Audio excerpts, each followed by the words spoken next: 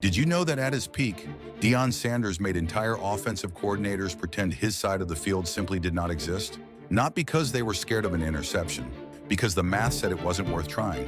Sanders wore number 21 and played cornerback at a level the NFL had never really seen before.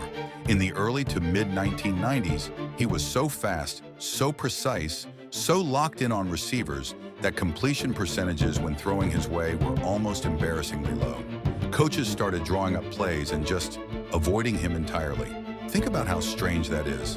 A defensive player who didn't just slow down the opponent, he erased a full third of the field from their game plan. The geometry of the game changed because one man was on it.